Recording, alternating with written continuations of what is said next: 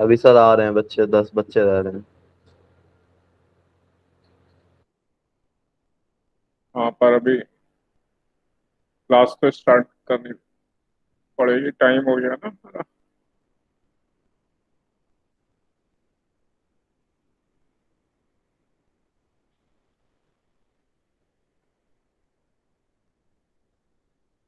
अब कोई आएगा तो आप लोग बता देना जो है।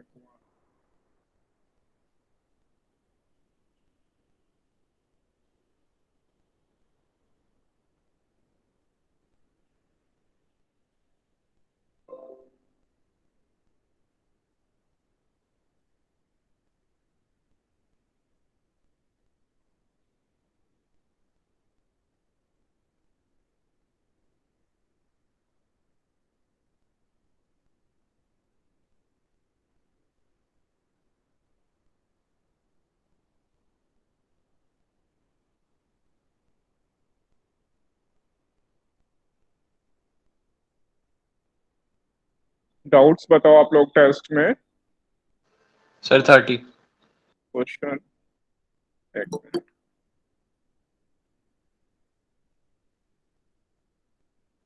सर।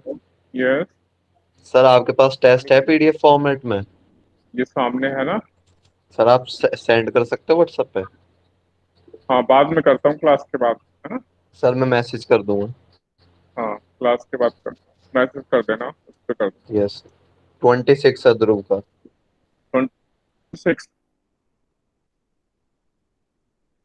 हाँ, देखो क्या डिफिकल्टी है इसमें। In the figure, flux through the loop perpendicular to the plane of the coil, इसको पढ़ा कर दो, and directed into the paper is varying according to relation this. Flux दिया हुआ है function of time. Sir magnitude, magnitude आ गया था लेकिन डायरेक्शन नहीं आया। डायरेक्शन, अच्छा डायरेक्शन बता देता हूँ। इसमें फ्लक्स टाइम सर बढ़ेगा। पूरा बता दो। हाँ, अच्छा तो D five by D T, तो उससे ईएमएफ आ जाएगा, D five by D T करेंगे, ठीक है। और ये मिली वेबर में गिवन है, तो इसलिए मिली वोल्ट में आ जाएगा D five by D T, जो इसको डिफ्रेंशिएट करेंगे हम। एक मिनट।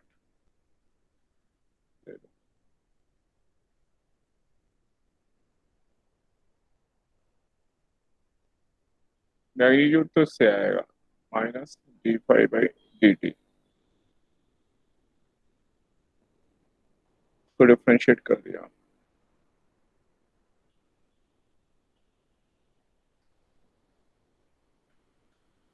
इसमें जो भी टाइम गिवन है, हमें 2 सेकंड गिवन है, तो वहां पे रख दिया आपने।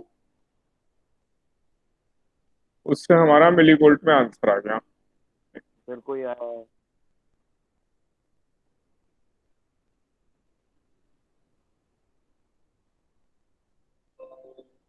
उससे मिली वोल्ट में आंसर आ गया हमारा। अब डायरेक्शन देखें। ये बताओ मुझे, टाइम के साथ फ्लक्स इंक्रीज हो रहा है डिक्रीज हो रहा है? सर इंक्रीज हो रहा है। हाँ, इंक्रीज। इंक्रीज हो रहा है।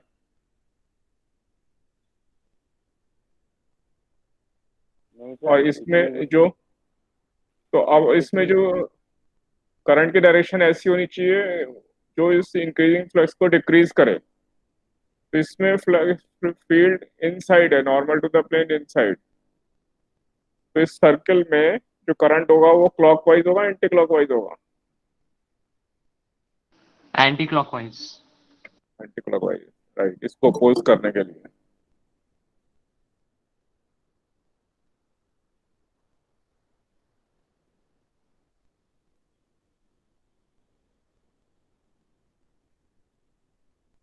अगर ये एंटी क्लॉकवाइज हुआ तो डायरेक्शन आ गई अपने आप। यहाँ से करंट गया तो यहाँ पे कैसे आएगा, आर में लेफ्ट टू राइट।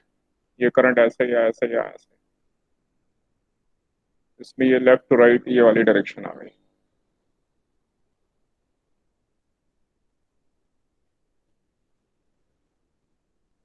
देखो डाउट क्लियर है, किसका था ये?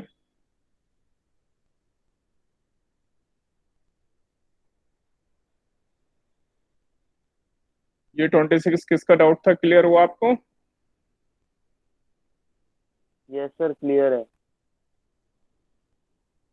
हाँ, नेक्स्ट डाउट बताओ मुझे। 27.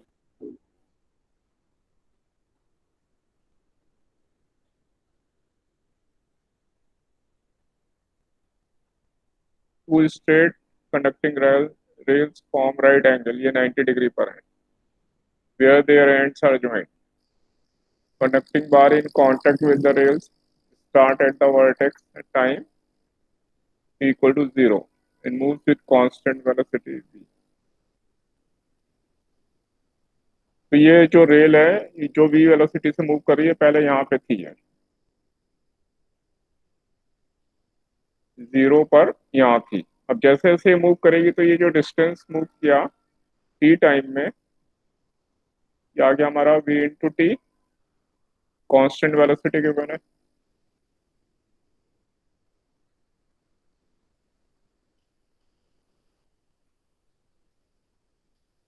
अगर मैं एक ये एंगल थीटा ले लूं तो ये वाला हो गया 90 माइनस थीटा। इससे मैं बेस निकाल सकता हूँ, ये हाइट गिवन है मुझे, इससे बेस निकाल सकता हूँ मैं ये पी क्यू आर ले रहा हूँ मैं। तो वी टी से ये जो बेस है क्यू, यहाँ नहीं यहाँ पे ले रहा हूँ मैं, ये है क्यू। तो पी क्यू डिस्टेंस ये वी टी है, वी टी से इस ट्राइंगल से पी क्यू निकाल लेंगे।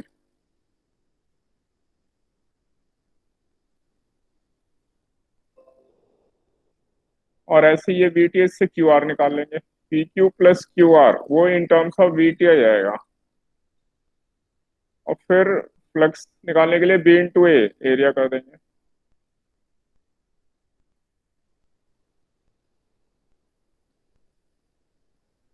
जैसे पी क्यू निकालना है हमें, तो मैं यहाँ से पहले क्यू आर निकालना है, तो टेन थीटा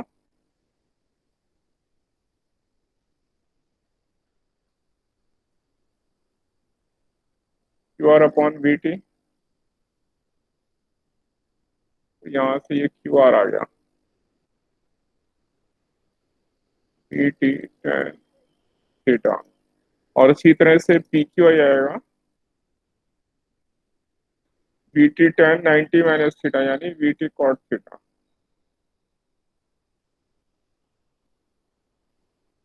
और इनका सम हो गया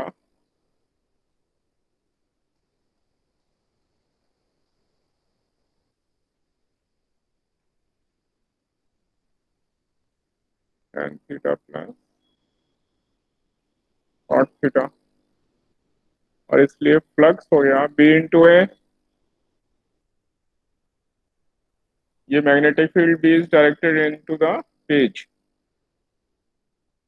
और एरिया होगा ट्राइंगल का एरिया हाफ बेस, ये बेस पी आर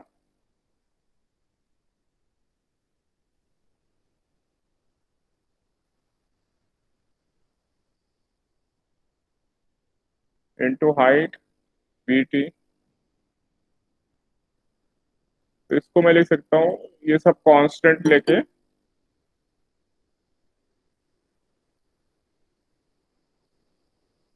लेट आ रहे हैं अभी,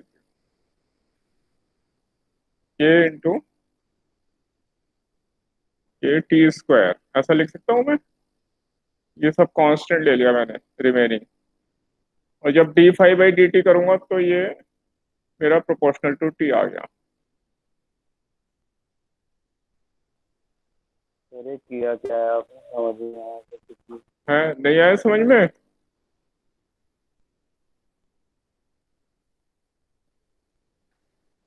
ये समझ में आया या फिर नहीं समझ समझाऊं? नहीं आया। अच्छा फिर से देखो, मुझे ईएमएफ निकालने के लिए पहले ये जो ट्राइंगल है ना, वेरिएबल ट्राइंगल, ये पी आर बेस, ये ऊपर मूव करती आ रही है बार। तो इसके अंदर का जो एरिया है, मुझे एरिया फाइंड करना है। एरिया फाइंड करने के लिए मैं यूज करूंगा formula half base into height. Dhruv ये समझ में आ रहा है यहाँ तक? Yes sir. हाँ, तुम्हारी आवाज इतनी कम कैसे हो गई? बहुत कम आ रही है आवाज। एक सेकंड तो, सर, मैं बदलता हूँ। तो बेस मुझे पहले पी आर निकालना है, वो बेस है, और ये v इंटू टी, ये मेरा ऑल्टीट्यूड हो जाएगा, क्योंकि ये बार मूव कर रही है v वेलोसिटी से, तो टी टाइम में ये डिस्टेंस कवर्ड कितना हो गया, स्पीड इंटू टाइम। भाई कौन है ये, हेमंत कुमार लेट आ रहा है। तो ये v इंटू टी, ये डिस्टेंस हो गया हाइट मेरी, और बेस के लिए मैंने ये वाला एक एंगल थीटा ले लिया, तो ये 90 माइनस थीटा हो गया। पहले यहां तक बताओ ध्रुव, ये समझ में आया? यस सर, इतना तो आ गया।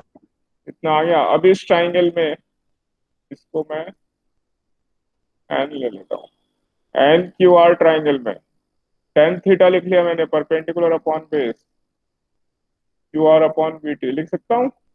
यहाँ पे देखो,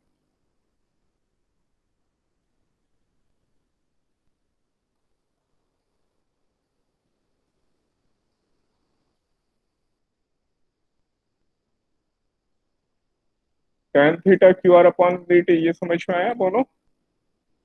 यस सर। इससे क्यू आर आ गया मेरा बी टी के टर्म्स में।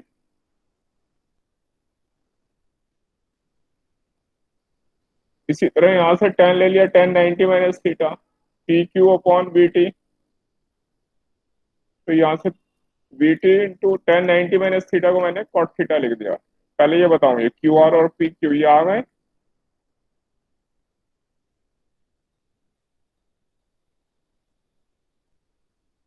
ध्रुव ये समझ में आया यहाँ तक? यस सर, आ गया। इससे हमने पी आर निकाल लिया। अब आगे समझ में आ गया, ये एक्सप्लेन करूं? सर आगे तो फ्लक्स निकाल लेंगे ना, बस एरिया निकाल हाँ, लेंगे। अब तो हो गया। Yes sir. हाँ, तो ये डायरेक्टली प्रोपोर्शनल टू टी आ गया इसलिए।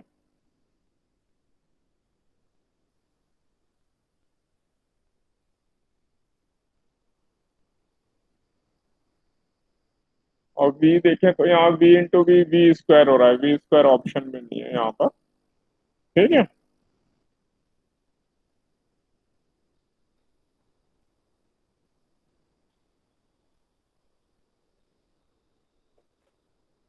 Sir V into V V square हो रहा है ना। हाँ, तो यहाँ पे ऑप्शन में वी स्क्वायर तो है नहीं, V to power minus two है यहाँ तो। लेकिन सर इसका डेरिवेटिव निकालेंगे तो। उसका डेरिवेटिव क्यों निकालेंगे, D phi by D T time के रेस्पेक्ट में ही तो डिफरेंशिएट करेंगे ईएमएफ के लिए। कॉन्स्टेंट कौन। हम्म। कांस्टेंट हो जाएगा ना उसके लिए। वो तो वी स्क्वायर मल्टीप्लीकेशन में है, यस। के अंदर है वी स्क्वायर, पर वी स्क्वायर तो यहाँ गिवन नहीं है वैसे भी, और ये हमारा आंसर आ गया यहाँ से, टी के ओके। डायरेक्टली प्रोपोर्शनल है।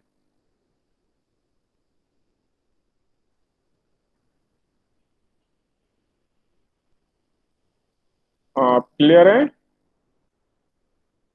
यस सर, क्लियर है।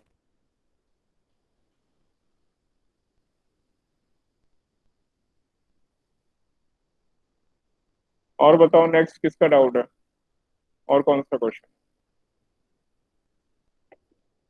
28।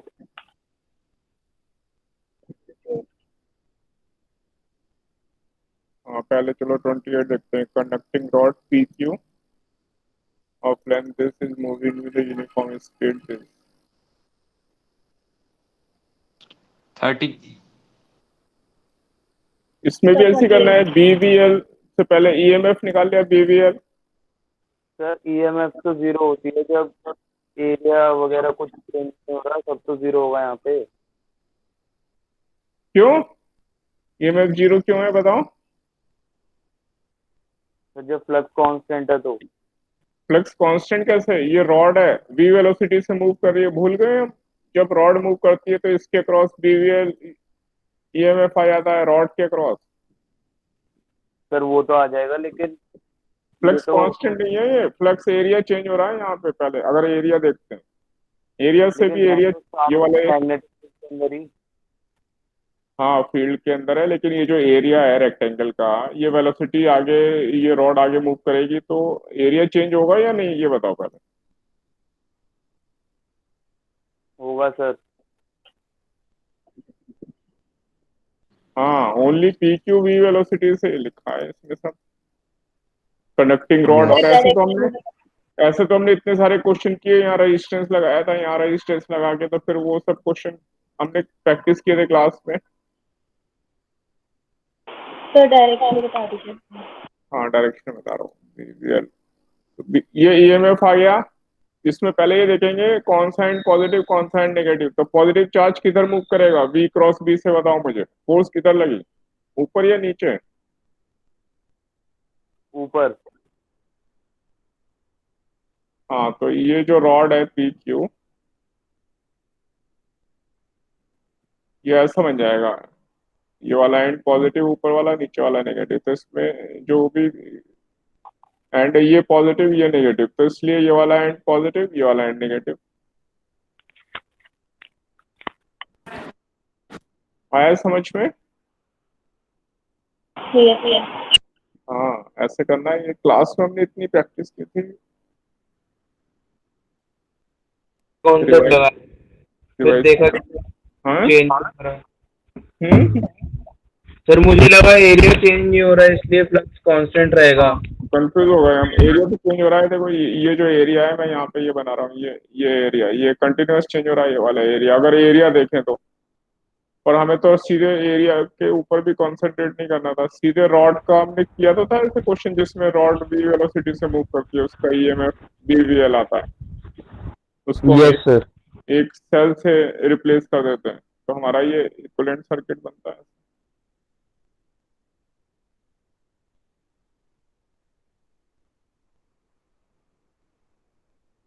ये हमारा इक्विवेलेंट सर्किट बनता है ये। और ये कैपेसिटर है, पॉजिटिव प्लेट नेगेटिव प्लेट, तो ये वाली प्लेट पॉजिटिव और ये वाली plate negative, Q equal to C V से ये चार्ज निकाल लेते हैं।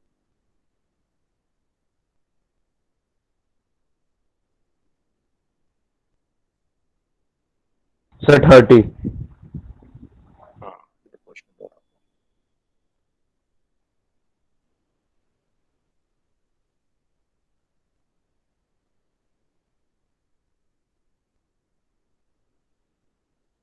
ये हमें दिया हुआ है magnetic field, induced electric field in the DC. तो पहले हमें ईएमएफ निकालना था, और ईएमएफ जो भी आया हमारा वो किस, उसको हम लिख सकते हैं, उसके लिए इलेक्ट्रिक फील्ड इक्वल टू, ये फॉर्मूला याद है, minus TV by D are.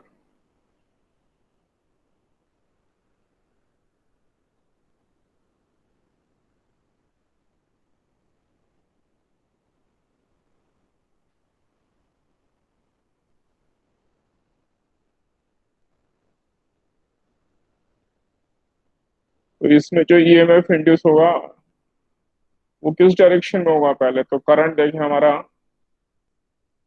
Anti clockwise induce होगा, क्यों, इसमें भी फ्लक्स बढ़ता जाएगा।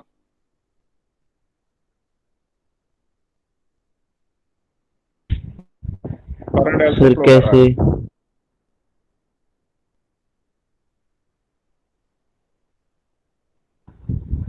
ये टाइम के साथ बी बढ़ते जाएगा, फ्लक्स है बी इंटू ए। टाइम अगर इंक्रीज करें 1 सेकेंड 2 सेकेंड 3 सेकेंड, तो बी इंक्रीज होगा। Yes sir. B increases with time.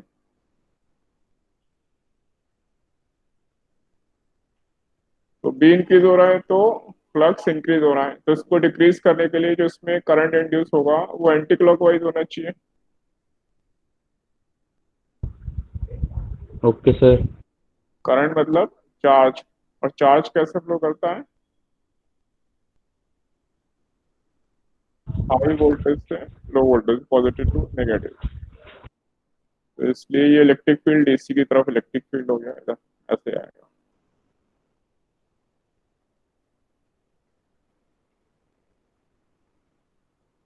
Current से अपोजिट डायरेक्शन में करेगा ना सर?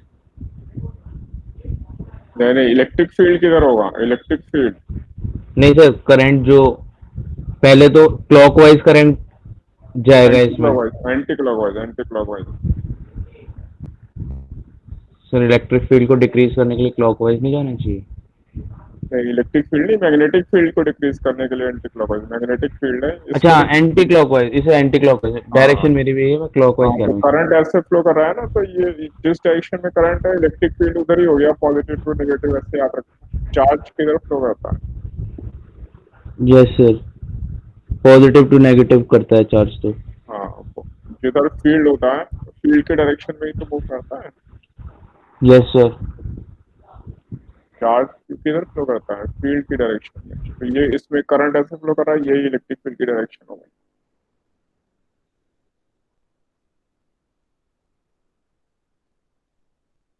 ठीक है, क्लियर हुआ? यस सर, हो गया।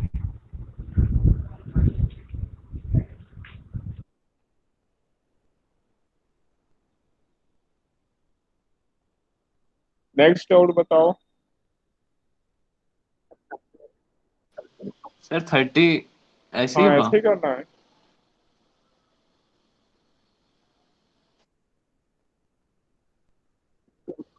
सर इसके आगे क्या करेंगे? सर ईएमएफ लगाना। 31। पहले ये 30 में इनपुट आउट है। बी इंटू ए से ईएमएफ आ गया, अब ये फ्लक्स आ गया, और फ्लक्स को डिफरेंशिएट करके हमारा ईएमएफ आ गया।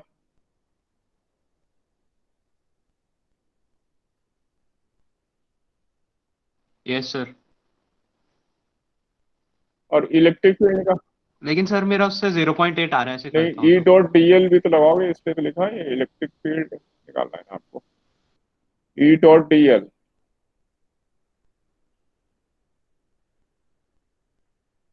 ये माइनस डीबी, तो इसकी लेंथ भी तो लोगे आप। 0.1 0.1 0.1 इसके अलॉन्ग है ना ई dot DL. E into L, L 0.4 है ना आपका, और ये डीबी 0.8 आया था। अच्छा, तो सर सिर्फ डीसी की लेंथ में लेके पूरे एसीडी की लेंथ लेंगे हम? हाँ, ये 8 आया था, जो भी आया था ये पॉइंट ऐसा आ गया। हाँ, इसके अलॉन्ग पूरा ई डॉट डीएल, इससे इलेक्ट्रिक फील्ड निकालोगे ना। E okay sir. Minus DV by D R. ये कौन आ रहे हैं अभी late? Stone coming late. Time से आना है। कहाँ आ रहे हो आप? कितनी देर? 4:25 पे आ रहे हो आप। Please be on time.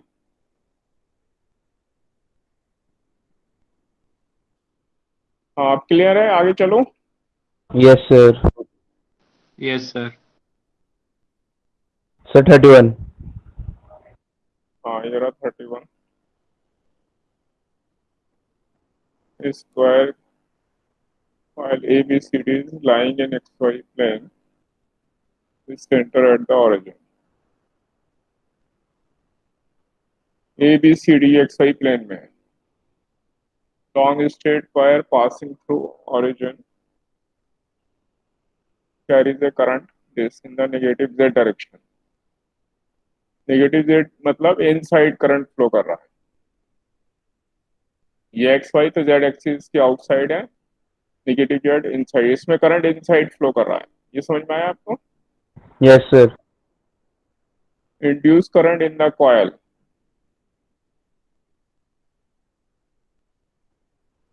तो सर इस 0।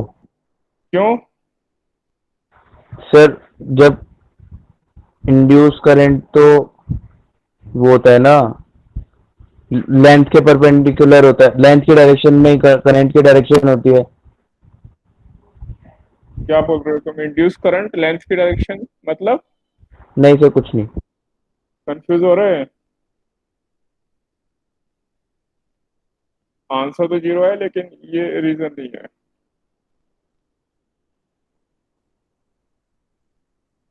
कोई और बता रहे हैं मुझे? एक्सप्लेनेशन क्या है इसका?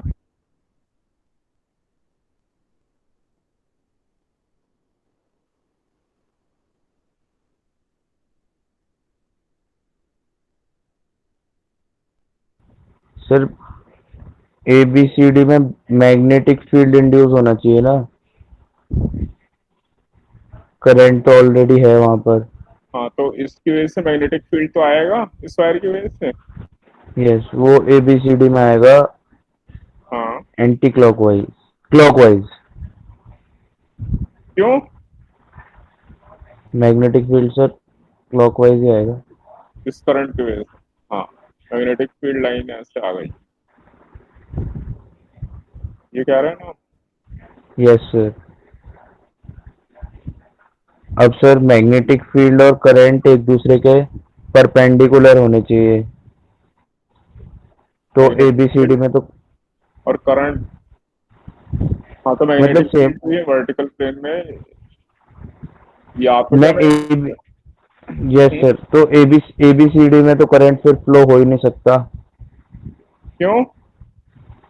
मतलब ABCD जो रीजन है हाँ, कॉइल में, क्योंकि उसमें तो मैग्नेटिक फील्ड आ गया, अब उसमें करंट नहीं आ सकता ना।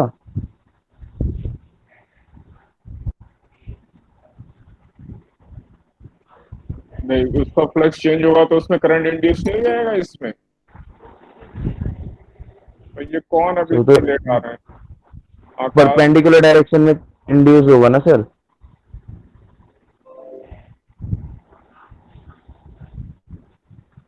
किसके परपेंडिकुलर डायरेक्शन में? मैग्नेटिक फील्ड के।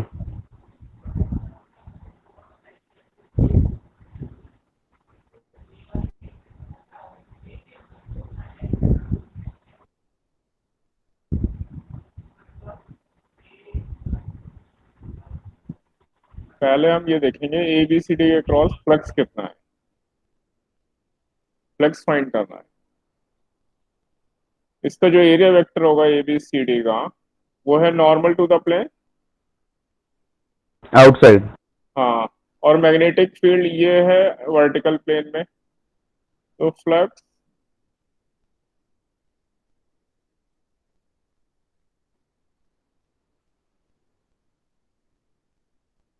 मैग्नेटिक फील्ड और एरिया वेक्टर के बीच में 90 डिग्री एंगल होगा। Yes sir. तो इसलिए ABCD में फ्लक्स ही जीरो है पहले तो, इसलिए EMF इंड्यूस नहीं हो रहा। Okay sir. अगर होता ये फाई आता तो फिर EMF निकालते d∅dt से, लेकिन फ्लक्स ही नहीं आ रहा। क्यों? क्योंकि वो सेम प्लेन में आ गया मैग्नेटिक फील्ड। मैग्नेटिक फील्ड इस एरिया के परपेंडिकुलर होता तभी तो फ्लक्स आता इसमें से पास होता। समझे हम? सर अगर बाय चांस cos 90 डिग्री ना हो के यहाँ पे cos 0 डिग्री हो जाता कभी, तो फिर हाँ, हम डायरेक्शन कैसे बताते हैं इंड्यूस करंट की जो ABCD में इंड्यूस होता। तो फिर हम ये देखते हैं कि इसमें जो आई है, इससे बी निकालते, बी भी फंक्शन ऑफ टाइम होता, फिर बी इंक्रीज हो रहा है, तो जो भी इंक्रीज हो रहा होता मैग्नेटिक फील्ड उसको डिक्रीज करने वाली डायरेक्शन होती। ठीक है। Okay sir. अगर magnetic field normal to the plane inside होता, मान लो ऐसा होता, तो उसे डिक्रीज करने के लिए एंटी क्लॉकवाइज करंट फ्लो करता है इसमें। Yes sir. हाँ, ऐसा चेक कर। Okay sir. ओके। आगे चलो, यहाँ तक क्लियर है? क्लियर है सर।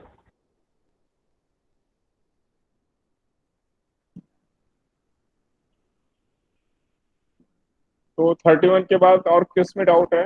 नेक्स्ट किस में डाउट है? 32।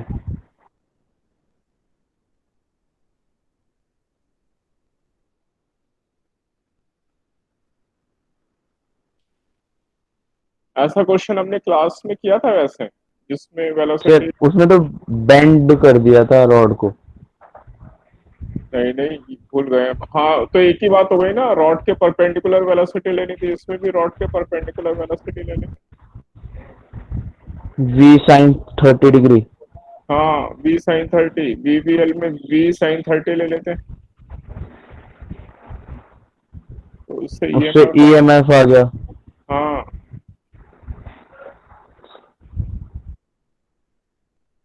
अब सर EMF की डायरेक्शन कैसे निकालेंगे सर।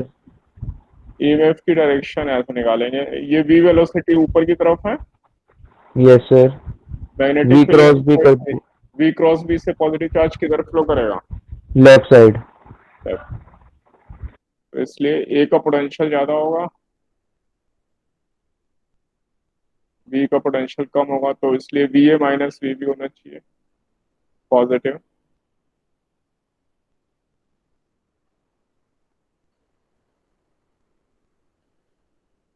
VA ग्रेटर होना चाहिए।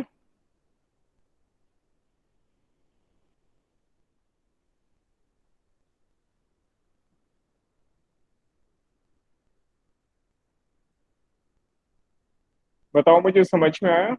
सर जिस तरफ वो फ्लो करेगा करंट वो पॉजिटिव टर्मिनल होगा इसलिए। जिधर चार्ज फ्लो करता है, इसको अब हम एक सेल में कन्वर्ट करते थे, अभी इतने सारे क्वेश्चन में करके आए हैं फिर भूल गए। सेल में कन्वर्ट करते तो ये वाला एंड को हमें पॉजिटिव बनाना है ना, सेल ऐसे तो लगाते हैं, ये वाला एंड पॉजिटिव रहना चाहिए। हाँ सर ये तो आ गया, समझ आ गया। ये पॉजिटिव, ये नेगेटिव, तो इसका पोटेंशियल ज्यादा हुआ, इसका कम हुआ, ठीक है। Yes sir. अब आया समझ में? आ गया सर, आ गया। हाँ।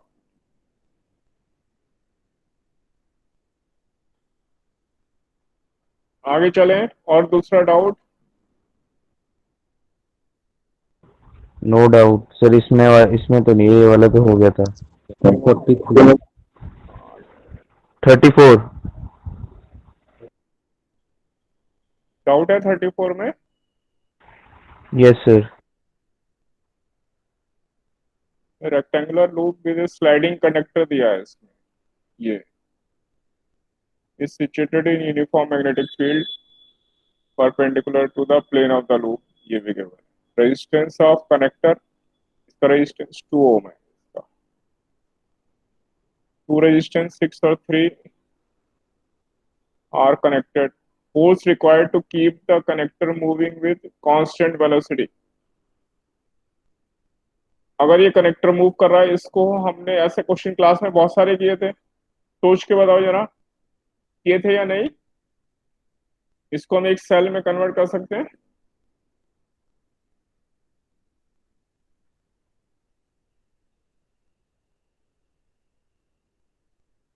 ऊपर पॉजिटिव नीचे नेगेटिव। हाँ, ये ऐसा इक्विवेलेंट सर्किट डायग्राम बनाना था और फिर सॉल्व करना था। ऐसे क्लास में कितने सारे क्वेश्चन करवाए थे मैंने, दो दो सेल लेके, दो वायर लेके भी कराए थे। फिर आपको ये, आप एरर क्यों आ रही है? प्रैक्टिस नहीं की हमने, ये सब आप कर चुके हो, फिर क्या दिक्कत है? याद आ गया? इसका ईएमएफ, ये 6 और ये 3 और ये 2, बी दिया है 2, वेलोसिटी दिया है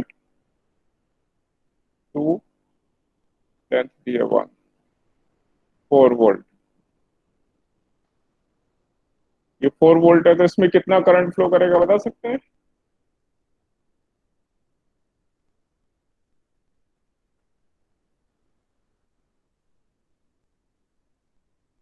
4 एम्पियर। हम्म, 1 एम्पियर। 1 ampere, right. में करंट आई है 1 एम्पियर का, क्योंकि 6 और 3 पैरेलल में, 2 और ये 2 के साथ सीरीज में, तो 1 एम्पियर करंट यहाँ से फ्लो कर रहा है, जो कि डिवाइड होगा इसमें। पर डिवीजन से मतलब नहीं, हमें तो इसके ऊपर फोर्स देखनी है, इसकी वजह से BIL फोर्स लगेगी, BIL, और BIL के बराबर हमें फोर्स लगानी है, जिससे कि ये कांस्टेंट वेलोसिटी से मूव करता रहे।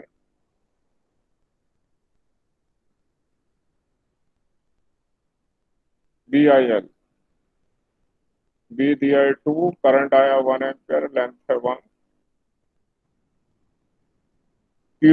2 न्यूटन फोर्स, और ये जो फोर्स है करंट की वजह से, ये किधर लगेगी? फोर्स की डायरेक्शन क्या होगी जो करंट की वजह से सर लगे, मैग्नेटिक फील्ड की वजह से? हाँ। Downwards. No, upwards. No, west direction, left left, मतलब। लेफ्ट में लगेगी, क्योंकि करंट L ऊपर है। अब L क्रॉस भी लगाना है हमें फोर्स में, L अच्छा क्रॉस भी। अच्छा, मैं सॉरी वी क्रॉस भी लगा रहा था, और लेफ्ट होगा। आई, भूल रहे हैं हम, देखो रिवाइज करो, ये भूल रहे हो आप, सब कर रखे हैं आपने। एल क्रॉस बी, एल है करंट की डायरेक्शन एल, और बी है इनसाइड, इससे फोर्स की डायरेक्शन इधर आएगी लेफ्ट।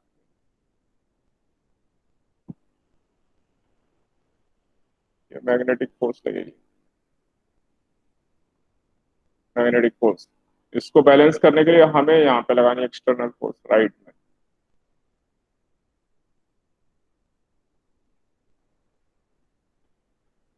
एक्सटर्नल फोर्स हमें लगानी है।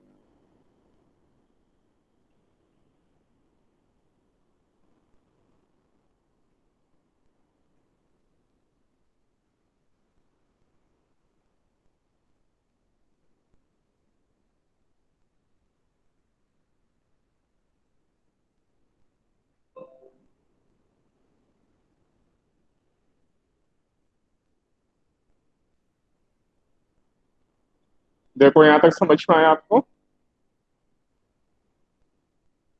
आगे सर। हाँ आगे चल रहा हूँ।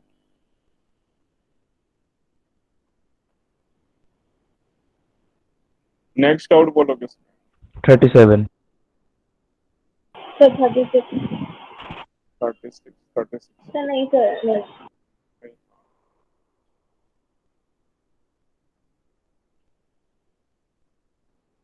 सर ये तो मैंने सही टिक किया था, मतलब नहीं सर हो जाएगा, ये तो सही किया था मैंने टिक। हाँ लेकिन मेरे मार्क फॉर रिव्यू में दिखा रखा है 38 है मेरा सर, 38। अच्छा 38 पे चल रहा। 37 मुंह से निकल गया। Okay 38। Magnetic field in a certain region of space is given by this. A proton is shot into the field with velocity this. तो सबसे पहले ये देखेंगे मैग्नेटिक फील्ड है हमारा इधर एक्स एक्सिस की डायरेक्शन में, और वेलोसिटी हमारे दो कंपोनेंट है V X and V Y, दो कंपोनेंट है ये वेलोसिटी में। Proton helical makes helical path in the field, यहाँ पे मेक्स कितना चाहिए, the distance moved by proton in the x direction during the period of one revolution in yz plane। ये x ये y, और yz प्लेन क्यों लगा? क्योंकि मैग्नेटिक फील्ड की वजह से इसके ऊपर फोर्स लगेगी बी वाई की वजह से। तो फोर्स की डायरेक्शन देखो जरा किधर लगी, v क्रॉस b किधर आ रही है, into the plane. Into the plane. तो yz प्लेन में वो ऐसे मूव करेगा, यहाँ से इनटू द प्लेन ऐसे अंदर की तरफ ऐसे ऐसे सर्किल में मूव करेगा, और इस vx की वजह से वो हेलिक्स बनाएगा। तो ये ऐसे मूव करता जाएगा ऐसे, मतलब वो इधर हेलिक्स vx की वजह से बना रहा है और ये vy की वजह से सर्किल बनाएगा। तो इस vy की वजह से एक सर्किल बनाने का टाइम पीरियड तो निकाल लेंगे हम, 2πr/v। यस। r था हमारा v b, ये v परपेंडिकुलर वाला लेंगे हम, vy वाला, यानी mv/qb। तो r/v परपेंडिकुलर, ये m/qb यहाँ रख दिया, तो टाइम कितना आ गया 2πm/qb। पहले यहाँ तक समझो, परपेंडिकुलर कंपोनेंट लेके रेडियस निकालेंगे, और रेडियस से इससे हम एक सर्किल में कितना टाइम लगा ये निकालेंगे। तो ये जो वापस आएगा यहाँ पर, ये घूम के फिर से ये जब यहाँ एक सर्किल पूरा कंप्लीट करके ऐसे कंप्लीट करता हुआ वापस आएगा, तो उस टाइम तक अपनी जगह से इतना आगे पिच के बराबर मूव कर चुका होगा, उसका टाइम पीरियड ही आ गया। तो पिच तो आपको आती है निकालनी, अब क्या करें, V X into T. vx into T, बस इतना करना है। तो ये सब आपको आता था, फिर कहाँ डिफिकल्टी थी बताओ? ऐसे क्वेश्चन तो किया आपने। सर मैंने टाइम पीरियड 2πr/v परपेंडिकुलर में भी वी एक्स रख दिया था। vx रख दिया यहाँ पर, ये सर इसलिए गलत हो गया मेरा। हाँ इसलिए मिस्टेक हुई। तो वेलोसिटी तो हमेशा मैग्नेटिक फील्ड के परपेंडिकुलर वाले लेनी है हमें, है ना, और यस सर। उससे ये हॉरिजॉन्टल डिस्टेंस फाइंड कर लेंगे। 40।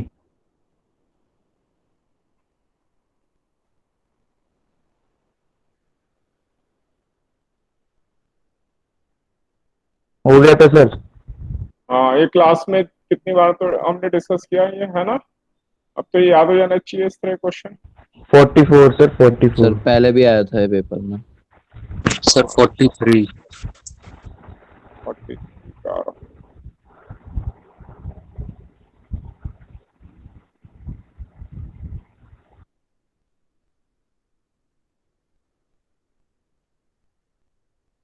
हो गया था सर ये भी। हाँ किसी का डाउट था ना, अब हो गया। आकाश का था सर। नहीं हुआ सर। अच्छा राजेश का था। प्रियांशु। इसमें ओ पर हमें मैग्नेटिक फील्ड निकालना है ना। Wire is bent in the form of circular arc, magnetic injection at O when current I flowing in the wire.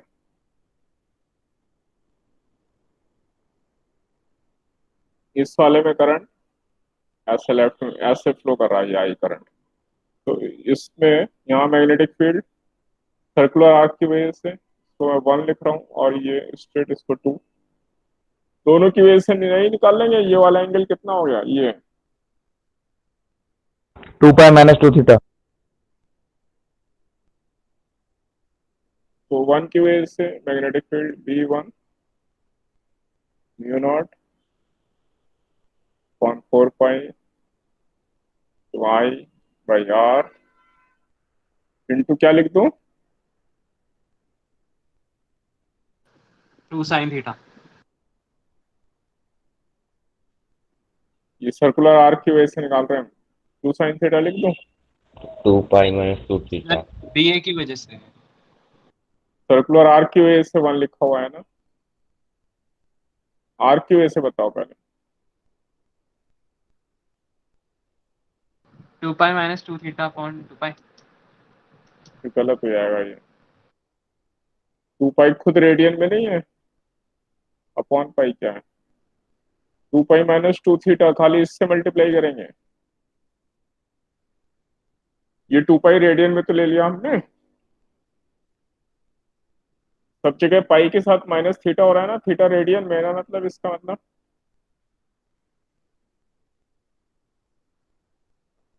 पहले B1 देखो डायरेक्शन किधर हो गई,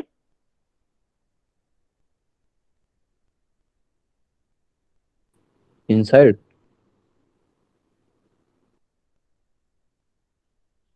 normal to the plane inside 1 की वजह से। पहले यहां तक समझो किसका डाउट था, ये आकाश, आकाश का था। सर प्रियांशु का था। प्रियांशु, हाँ प्रियांशु आ रहा है समझ में, यस सर। यहाँ तक ठीक है। सर 2 की वजह से भी इनसाइड ही आएगी। तो अब कर लेंगे हम ये, या 2 की ये वजह से लिखूं एक बार, 2 की वजह से एक्सप्रेशन बता दो चलो मुझे। म्यू नॉट अपॉन 4 पाई, यहाँ तक तो आता है मुझे, इसके आगे नहीं आता। अब क्या लिखूं बताओ। Sir I upon OC. I upon, OC radius उसका, रेडियस नहीं सर, ओसी उसकी लेंथ तो निकालेंगे। कितनी ओसी कितने है देख के बताओ मुझे। सर साइन फिगर में थीटा से कंपेयर कर देंगे ना, कट जाएगी फिर आर वैल्यू। cos थीटा। ओसी लिख लो अभी। सब गलत बता रहे हो, ध्यान से देख के बताओ। फिगर में से देखो ये आर है, तो ओसी कितना आर होगा। Cos theta. R cos theta होगा ना सर। हाँ तो ये कहाँ साइन थीटा कट कर रहे हैं भाई हमारे भाईजान। सर वो तुषार है सर, कोई नहीं चलता है। मैंने कुछ और बोला था। ओके सही है, आर कॉस थीटा होना चाहिए ना। Yes sir. अब ये कौन एंट्री मांग रहे हैं, ये सुजल गुप्ता, बड़ी जल्दी सुजल आए सर हमारे बैच का है सूजल है सर। सर ये। हैं, है हमारे हमारे बैच बैच का में। है सर। हाँ सर है। सुजल ये कितने बजे आ रहे हो तुम क्लास में।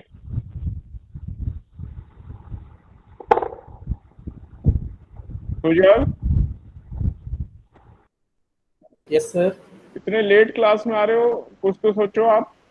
सर सर वो आज तो मैं सो गया था सर, थोड़ा तो लेट हो गया। हाँ सॉरी थोड़ा लेट है ये। इधर देखो, R upon I upon R cos theta, यहाँ तक ठीक है। और अंदर क्या लिखूं? 2 sin थीटा 2 tan थीटा बन जाएगा ना। हाँ, अब इन दोनों को ऐड कर देंगे। ये किधर आ रहा है? ये भी इनसाइड आ रहा है, इनसाइड। तो दोनों का सम आ गया। बी वेक्टर सम करना है हमें, लेकिन क्योंकि सेम डायरेक्शन में है। यार ये फैन नहीं बना कर देता चलने से, क्या हो गया भाई? नाराज हो गया? अरे अटक गया ये। यार ये कभी मना कर देता है, ये फैन बोलता है मैं नहीं चलूंगा। सर कलर बदल दो। कलर ही तो बदला अभी। ये वाला जो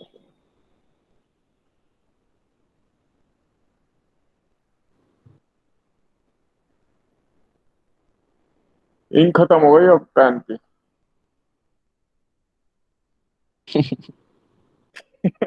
वाइट कलर है। अब यार B1 + B2 पर ये चक्कर क्या है? ये मैं तो पेन से ही परेशान हूँ यार, क्या प्रॉब्लम है? पहले ही रेजर पे आता हूँ, फिर से आता हूँ इधर। हाँ रेजर तो काम कर रहा है, इसमें क्या दिक्कत हो जाती है भाई? नाराज हो गए क्या? अब आ गया। वो मैंने बोल दिया ना देर से आए तो नाराज हो गया ये, किसी को मैंने डांटा था ना अभी। B = B1 + B2। सूजल। हाँ तो ये इन दोनों का सम कर देंगे, नेट फील्ड। ऑप्शन डी है हमारा। ठीक है, इसका डाउट था, क्लियर हुआ? Yes sir.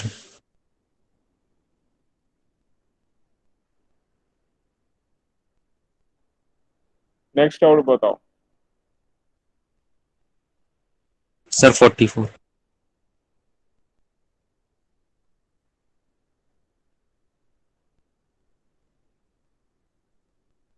ये करंट आई इसके अंदर फ्लो कर रहा है एक्स वाई प्लेन में। Unit vector K coming out of the plane of paper, K outside normal to the plane है। मैग्नेटिक मूवमेंट निकालना है हमें। किसका डाउट है ये?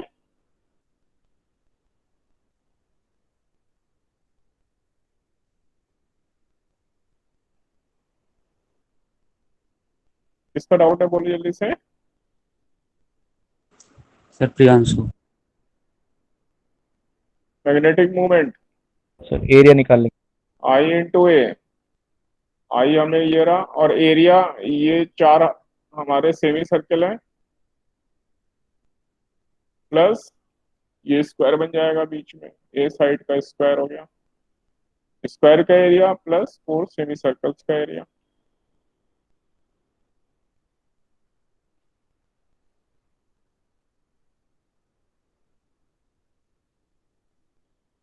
रेडियस हो गई A/2 πr² × 2 plus A² πa²। 4 और ये 2 कैंसिल होके πa²/2 plus A²।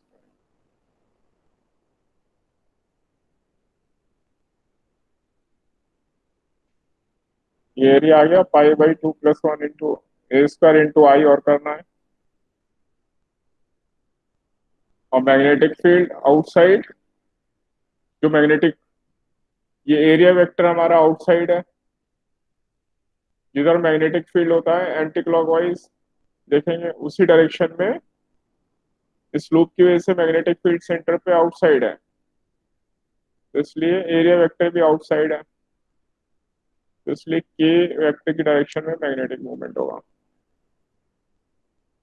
I × A × vector के, ये ऑप्शन आ गया हमारा। क्लियर है? किसका डाउट था ये?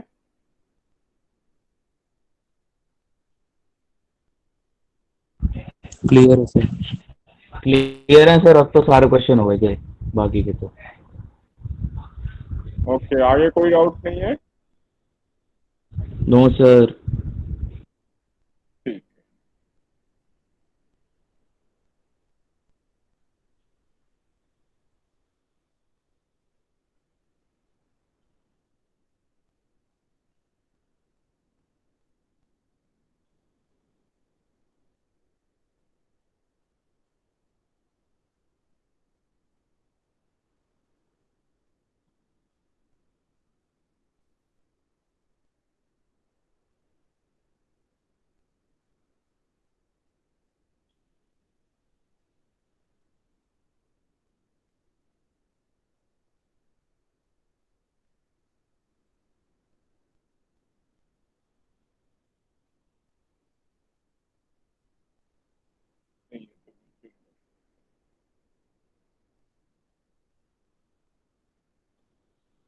इस वाला ये खाना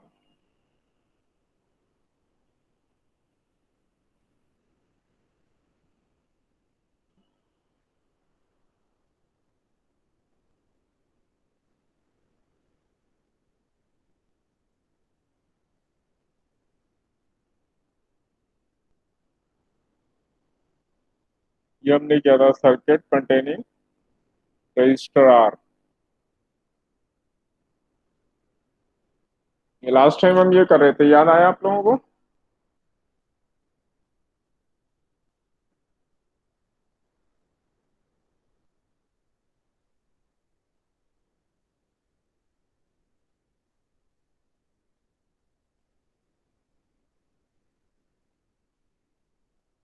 स्टूडेंट्स, याद आया आप लोगों को? ये कर रहे थे हम लोग। सर यही करा था लास्ट टाइम, हाँ फेजर डायग्राम बनाए थे। हाँ, V equal to V sine omega T दिया था, और करंट हमारा वोल्टेज के फेज में होता है। यहाँ current end voltage same phase में, और ये फेजर डायग्राम बनाया था हमने। अब मैं अगले केस पे आ रहा हूँ। Okay sir.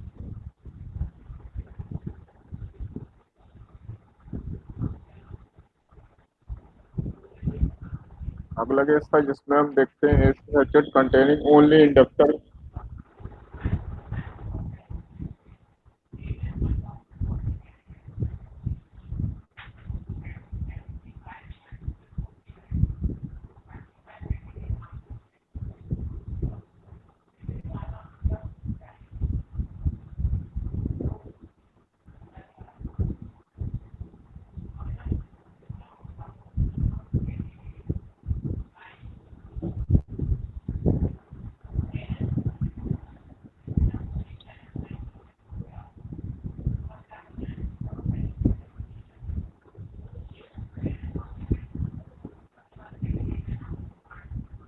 ये हमारा कॉयल है,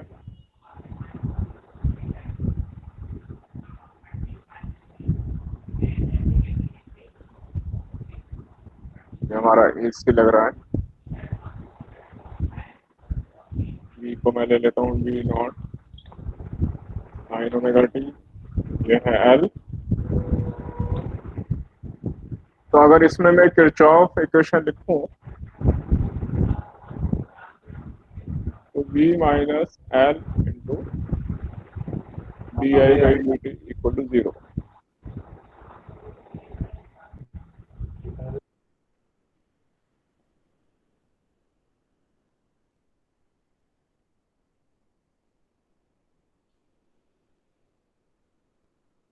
किरचॉफ्स लॉ से ये इक्वेशन आएगी।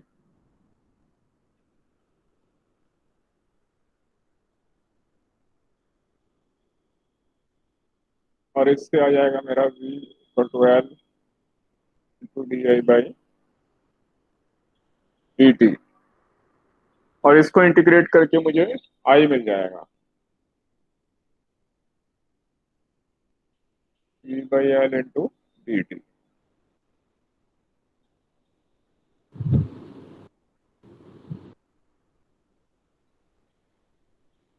और ये इंटीग्रेशन 0 टू T कर देता हूँ मैं। V की जगह मैं रख दे रहा हूँ V not sine omega T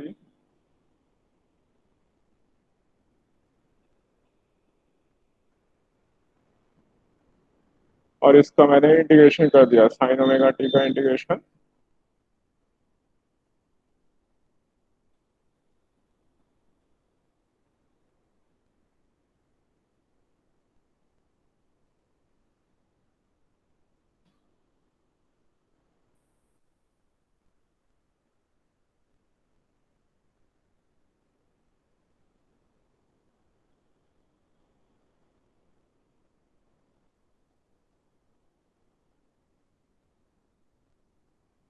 basically इसमें लिमिट हम नहीं यूज करते क्योंकि इससे गलत रिजल्ट आ जाएगा,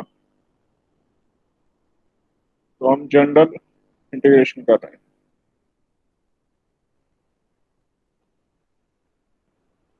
जो या minus V nought cos omega T on omega L plus सी।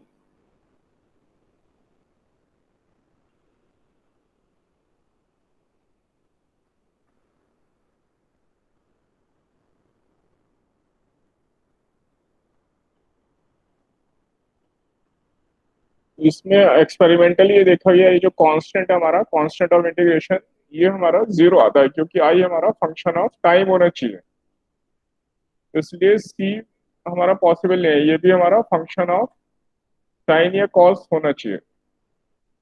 इसलिए एक्सपेरिमेंट से ऐसा देखा गया सी इसमें जीरो आता है, इसलिए हमारे आई की इक्वेशन इधर आ गई।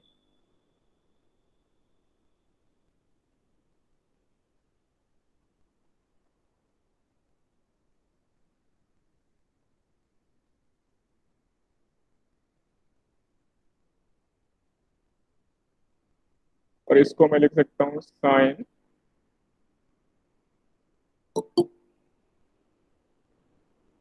π/2 माइनस ओमेगा टी, और माइनस साइन को मैं अंदर ले जा रहा हूँ,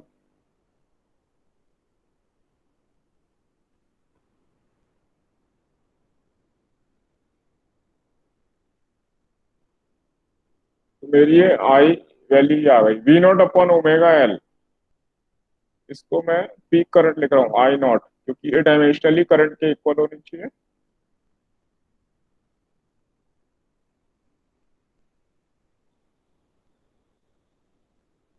एक तो मुझे ये इक्वेशन मिली, और ये जो मैंने आई नॉट लिया है, आई नॉट है यहाँ पर,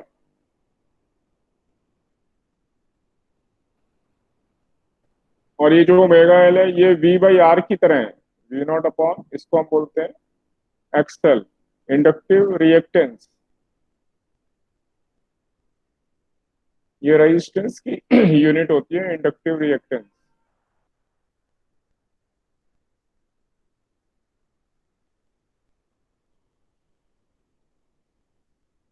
इसको हम ओम्स में ही मेजर करते हैं, V by R equal to current I, इससे इसकी यूनिट रेजिस्टेंस की ओम्स में आ रही है। इंडक्टिव रिएक्टेंस है सर ये? हाँ, ये इंडक्टिव रिएक्टेंस है। तो ये जो एक्सएल है इसे हम ओमेगा एल से फाइंड करेंगे, ओमेगा इंटू एल, एल इसका इंडक्टेंस और ओमेगा 2πf, और ओमेगा यहाँ भी हमें फंक्शन में गिवन है, ये साइन ओमेगा टी में ओमेगा है ना, ओमेगा बराबर है 2πf, अगर फ्रीक्वेंसी गिवन हो तो ऐसे एक्सएल निकालेंगे, और वी नॉट बाई एक्सएल ये हमारा करंट है। तो हमारा जो करंट आया यहाँ पे हमने पोटेंशियल लिया था V not sine omega t, current में देखें साइन ओमेगा टी माइनस π/2, यानी करंट हमारा 90 डिग्री पीछे आ रहा है। इसके बेसिस पे अभी डायग्राम बनाएंगे, पहले यहाँ तक समझो, यहाँ तक आया समझ में? आ गया।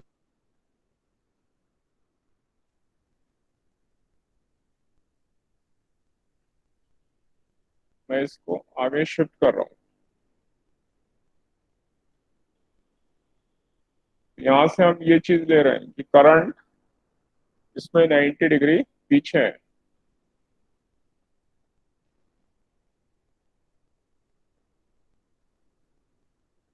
तो अगर v इक्वल टू, मैं लिया था V not sine omega T, और यहाँ पे करंट है I equal to I not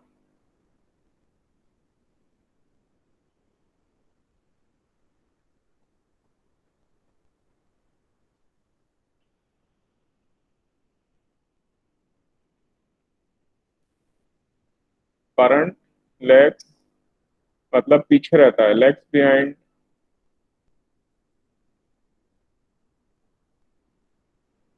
voltage या पोटेंशियल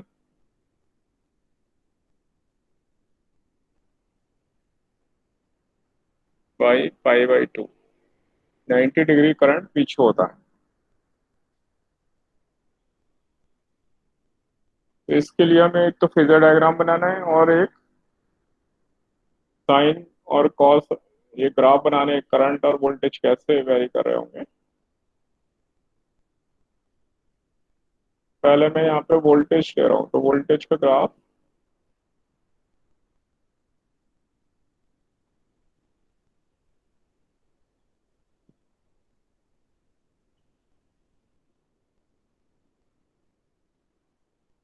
अगर ये मेरा वोल्टेज का ग्राफ है, ये मेरा 2 पाई लिया मैंने, ये पाई लिया, ये 0, यहाँ वोल्टेज और करंट दोनों लेने वाला हूं मैं।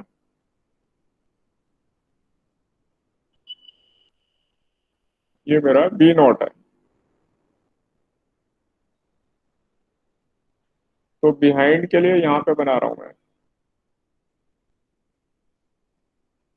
90 डिग्री मुझे पीछे जाना है। तो अगर ये ग्राफ है तो 90 डिग्री पीछे के लिए मैं ऐसा बनाऊंगा 90 डिग्री, यहाँ पे ये 90 डिग्री है पीछे पाई बाई 2, ये 0 है। तो मेरा जो करंट का ग्राफ है वो यहाँ से शुरू होगा, ये वाला यहाँ से स्टार्ट होगा करस्पॉन्डिंग ग्राफ।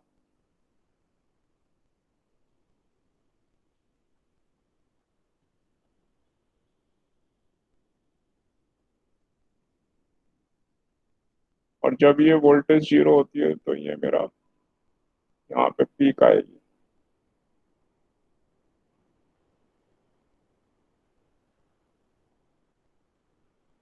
और इसके करस्पॉन्डिंग मेरी यहाँ पीक आएगी। तो ये जो डिस्टेंस है यहाँ से यहाँ तक, ये मेरा आई नॉट है, ये मेरा करंट है और ये मेरा पोटेंशियल है। ये मेरा वी का ग्राफ है, ये करंट का ग्राफ है। तो ग्राफ में देखें तो मेरा ऐसा आएगा, 90 डिग्री पीछे का मतलब ऐसा हुआ, हम यहाँ से 90 डिग्री पीछे आएंगे, साइन ग्राफ में 0 से पीछे गए 90 डिग्री, जहाँ पे आता है वहां से ग्राफ, वहां से कट करके ये ग्राफ हमारा यहाँ ऐसा स्टार्ट हुआ, ऐसे बनाते हैं हम पीछे के लिए। जैसे कि आगे में हम यहाँ पे जाएंगे, आगे के लिए जैसे 90 डिग्री आगे हो तो हम यहाँ से ग्राफ बनाएंगे, लास्ट टाइम हमने डिस्कस किया था। तो करंट और वोल्टेज के ग्राफ इस तरह से बनेंगे साइन के टर्म्स में।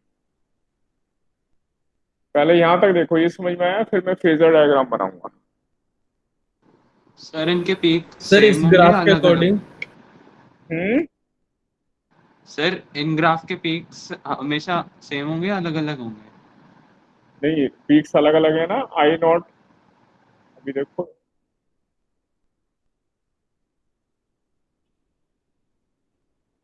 वी नॉट बाई एक्सएल है ना आई नॉट, तो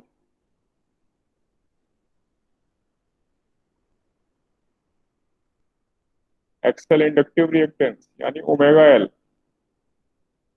ओमेगा और एल की वैल्यू रख के ये तो अलग वैल्यू आएगी ना वी नॉट से।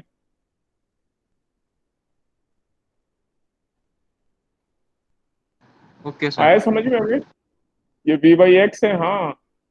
तो ये तो रेजिस्टेंस की तरह है ना, इस ओम की तरह है, तो इसकी वैल्यू 1 से ग्रेटर होगी तो आई इससे न्यूमेरिकली कम आ जाएगा वोल्टेज से। तो जरूरी है 1 से ग्रेटर होगी? ये एक्सएल 1 से ग्रेटर होगी ना, तो आई इसलिए वोल्टेज से कम आ जाएगा। तो जो सर घर क्यों में होगी एक्सएल 1 से ग्रेटर? ओमेगा एल की वैल्यू, ये रेजिस्टेंस है ना, रेजिस्टेंस 1 ओम से ज्यादा ही तो होगा। रेजिस्टेंस इतना कम थोड़ी होगा, रेजिस्टेंस लार्ज रेजिस्टेंस होता है। अच्छा, होता है ऐसा? हाँ ऐसा होता है। अच्छा। घर में जो करंट आता है उसमें 220 वोल्ट, वो पीक वैल्यू नहीं है, वो एवरेज वैल्यू है। ये तो 311 होता है 220 वोल्ट, और जो करंट होता है वो अराउंड 5 एम्पियर 6 एम्पियर होता है, याद करो आप लोग, लगभग होता है ऐसा, अप्रोक्सीमेट।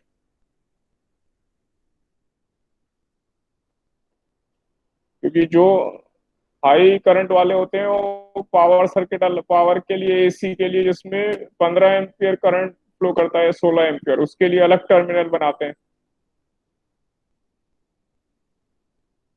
और जो नॉर्मल करंट फ्लो करता है, इसमें हम ट्यूबलाइट, बल्ब, ये सब रन करते हैं, उसमें कम करंट होता है, उसमें 5 एम्पियर करंट होता है। याद आ रहा है आपको कि घर में ऐसा होता है?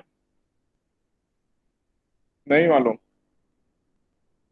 सर मालूम है सर, मालूम है। हाँ, सही है ना। इसकी हेल्प से याद रख सकते हैं, घर में वोल्टेज हाई होती है और ये करंट की वैल्यू कम होती है ना। सर वोल्टेज की जो आती है वैल्यू वो 220/√2 नहीं होती घरों में? 220/√2 नहीं, वो 220 × √2, वो हाई वोल्ट 311/√2 होती है। वो 220 वोल्ट, वो RMS वैल्यू होती है, यस VRMS। सर। तो वो कुछ वो भी आती है हमारे घरों में? जो घर में आती है वो लगभग इतनी आती है। उसमें अगर पीक निकाले ना तो वो 220 × √2 होकर आती है, यानी मैक्सिमम 311 वोल्ट होती है लगभग। Okay sir. पीक वैल्यू ये होती है, जो हम जनरली 220 लिखा होता है सब जगह, तो वो RMS वैल्यू लिखी होती है।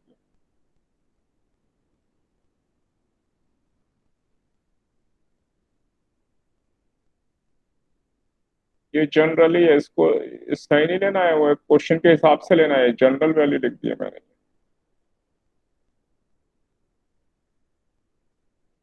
तो यहाँ तक आपको समझ में आया कि पहले हमें वोल्टेज, तो हमने साइन ओमेगा टी, साइन का ग्राफ बना लिया। फिर करंट को देखेंगे, ये वोल्टेज के फेज में हो, अगर फेज में होता तो यहीं से शुरू हो जाता। ये 90 डिग्री पीछे, इसलिए ग्राफ नीचे से स्टार्ट हुआ। अगर करंट इससे 90 डिग्री आगे होता तो यहाँ ये पीक, यहाँ पे पीक से स्टार्ट होता करंट। ये समझ में आ रहा है हमें? और फिर हम उस कंटिन्यूअस उस ग्राफ को आगे प्रोड्यूस कर देंगे, तो हमें वोल्टेज और करंट की वैल्यू किसी भी टाइम पर आ गई, जहां भी निकालना है। अब हर टाइम पे जो भी ओमेगा टी की वैल्यू हम रखेंगे, ये π/2 है। अगर मैं 30 डिग्री लेता हूँ यहाँ पे, कहीं 30 डिग्री यानी π/6, तो इस पे वोल्टेज ये आएगी इसके करस्पॉन्डिंग, और करंट हम यहाँ से रीड कर लेंगे। अगर मैं ओमेगा टी यहाँ मान लो π/6 ले रहा हूँ, तो π/6 के करस्पॉन्डिंग ये वाली चीज हमें वोल्टेज देगी, और ये जो डिस्टेंस है वाई एक्सिस के अलोंग, ये हमें करंट दे रहा है। ऐसे हम वैल्यूज रीड कर लेंगे इस ग्राफ। यहाँ तक बताओ, आपको यहाँ तक समझ में आया? जी सर। तो अब मैं इसका फेजर डायग्राम बनाऊंगा। यहाँ तक किसी को डिफिकल्टी है तो बोल सकते हैं, नहीं तो मैं शिफ्ट कर रहा हूँ इसको।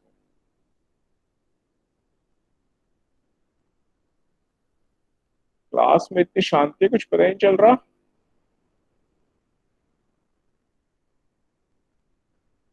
भाई आप सबको समझ में आ रहा है ना? किसी को कोई डिफिकल्टी?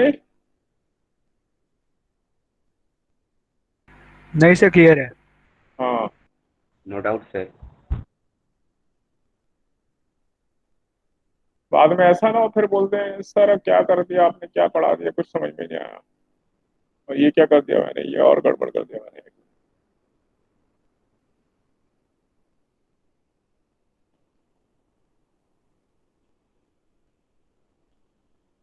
थी। हाँ, कुछ कह रहे हैं क्या? No sir. हाँ, अब फेजर डायग्राम देखेंगे, फेजर डायग्राम।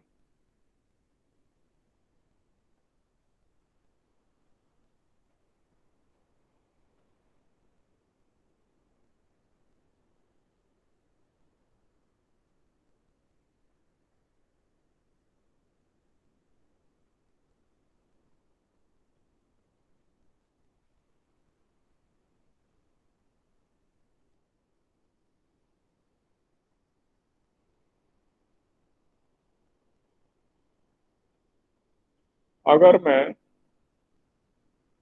ये V0 लेता हूँ,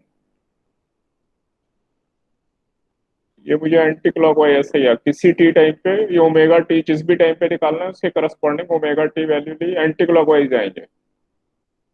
और इस V0 की वैल्यू यहाँ पर, ये वाई एक्सिस पर, ये हमें उस ओमेगा टी पे V दे रही है। ये V है, इंस्टेंटेनियस वैल्यू।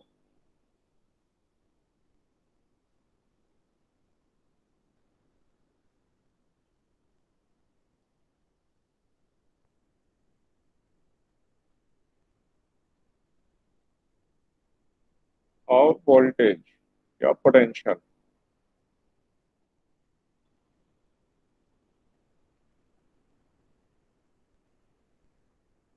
तो पोटेंशियल जो है हमें, पोटेंशियल डिफरेंस हमें ये दे रहा है।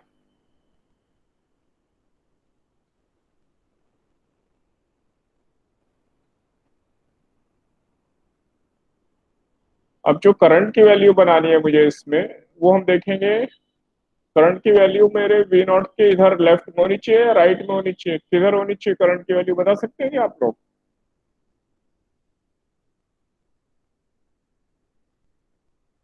अगर करंट इससे आगे होता तो ओमेगा टी से आगे ले जाते हैं, अगर पीछे तो ओमेगा टी से माइनस करेंगे। और ओमेगा टी से कितना करंट पीछे है?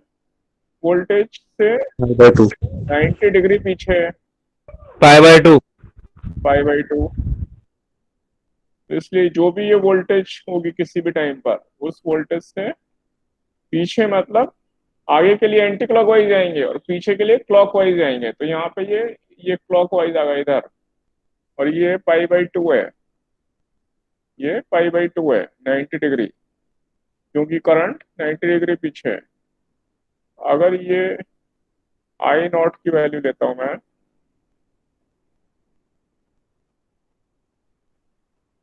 तो इसके करस्पॉन्डिंग, इस करंट के करस्पॉन्डिंग वाई एक्सिस पर ये इंस्टेंटेनियस करंट होगा।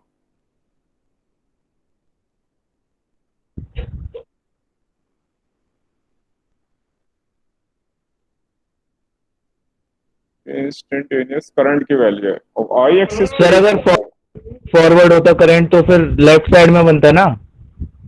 हाँ मैं यहाँ पे अभी बना के, यहाँ पे अभी नीचे प्रैक्टिस कराऊंगा। पहले यहाँ तक समझ में आया आपको? ये इससे 90 डिग्री पीछे है तो इसलिए पीछे के लिए क्लॉकवाइज आ जाएंगे, और आगे जाना होता है इससे आगे तो एंटी क्लॉकवाइज डायरेक्शन में, इधर एंटी क्लॉकवाइज, फॉरवर्ड के लिए इधर जाते, क्योंकि हमने एंटी क्लॉकवाइज ये डायरेक्शन पॉजिटिव लिया। अब पीछे आना था हमें, इसलिए हम क्लॉकवाइज आए, इस वोल्टेज से पीछे 90 डिग्री पीछे आ गए।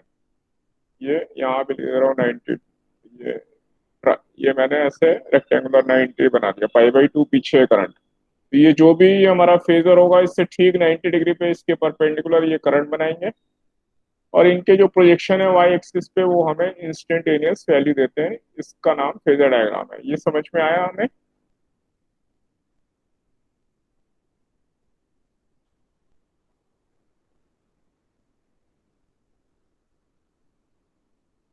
यहाँ तक क्लास में आपको समझ में आया सबको?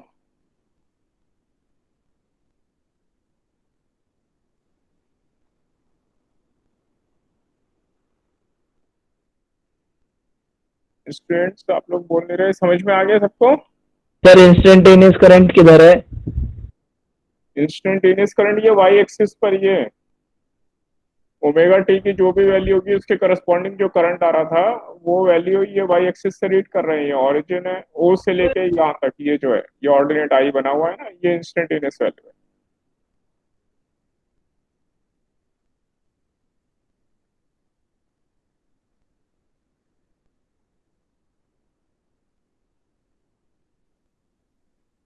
यहाँ पर ओमेगा टी अगर पाई/6 लूँ तो ये जो वी है, ये वाला वी यहाँ से रीड करेंगे, और ये जो आई है, ये आई है ओमेगा टी पर, ये वाला रीड करेंगे। ये वैल्यू इंस्टेंटेनियस आ रही है यहाँ पे, यहाँ पे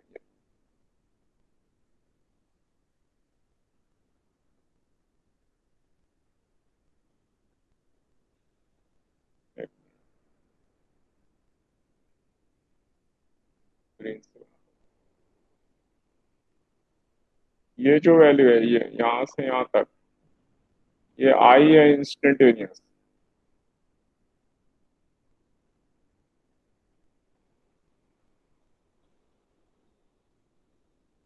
और ये वाली जो वैल्यू है ये ये मेरा बी इंस्टेंटेनियस है, ये बी है, बी इंस्टेंटेनियस। यहाँ पर ये बी इंस्टेंटेनियस है, ये वाला ऊपर।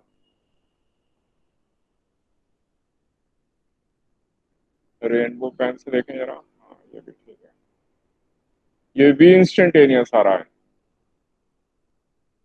ये ग्रीन पेन से ये बना रहा हूँ, ये आई आई इंस्टेंटेनियस आ रहा है, ये जो है ये आई इंस्टेंटेनियस है। यहाँ से आता ये आई है और ये बी है, ये समझ में आया आप लोगों को? Yes sir. सर हाँ जी। सर जैसे वी नॉट वाली जो लाइन है हाँ और ये वी इंस्टेंटेनियस वाली जो लाइन है, ये जो है, हाँ अगर इन दोनों में मतलब वी नॉट और कोई दूसरी होती वी की जगह, जिसकी रियल लाइन भी इसी के जैसी है जैसे वी की है, मतलब वाई एक्सिस पर है, तो वी नॉट और उस लाइन में फेज डिफरेंस कैसे निकालते? ग्राफ से, मतलब फेजर डायग्राम से। एक मिनट शिफ्ट कर रहा हूँ तुम्हारा, एक मिनट, क्वेश्चन में समझ नहीं पाया। जो तुम कह रहे हो वो बनाता हूँ मैं यहाँ पे एग्जाम्पल लेके। बोलो क्या कह रहे हैं हम? ये मैंने सर डायग्राम की बनाया। हाँ, इसमें हाँ क्या क्या लूँ बताओ। हाँ, वी नॉट ले लेते हैं हम पहले ओमेगा टी पर, यहाँ पे एक वी नॉट लेके आए और आई नॉट ले लेते हैं एक्स एक्सिस को कोइंसाइड करने वाला, और एक्स वाई एक्सिस एक्सिस को यहाँ पे करंट ले लूँ इसके along. Yes I sir. Nought, I nought मतलब yes I sir. I instantaneous हुआ ना, आई नॉट तो कहीं भी हो सकता है। Yes sir. तो आई और वी नॉट के बीच का फेज डिफरेंस कैसे निकालेंगे ग्राफ से, अगर पूछ ले तो? हाँ, अगर इसके ऊपर है मान लेता हूँ मैं आई नॉट, ठीक है, ये तो कह रहे हैं हम। यस सर, यही कह रहे हैं। हाँ, तो ये आ तो गया फेज डिफरेंस, ये इससे ये 90 माइनस ओमेगा टी आगे हुआ ना, ये पूरा 90 है, ये इधर यस मतलब आगे हुआ, तो मैं फाइव कह रहा हूँ, तो फाइव की वैल्यू हो गई 5/2 माइनस ओमेगा टी। ये इतना एंगल, फाइव एंगल करंट आगे हो गया वोल्टेज से। तो अगर मैं वोल्टेज ऐसा लिखता V not sine omega t, तो करंट को मैं ऐसा लिखता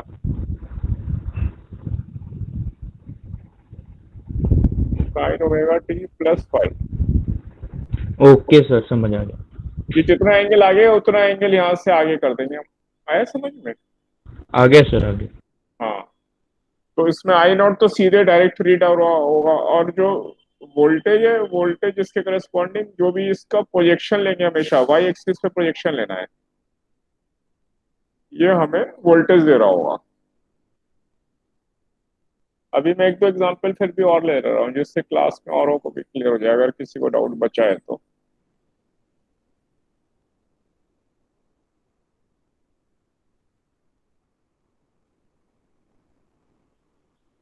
मान लो कि हमें V not,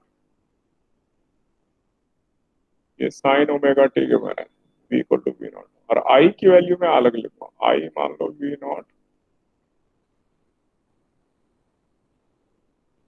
sine omega T plus, मान लो 20 डिग्री में गिवन है, इसको रेडियन में हम बाद में कन्वर्ट कर लेंगे, ये omega T plus 20 degree given है। तो देखिए जरा इसका मतलब क्या हुआ।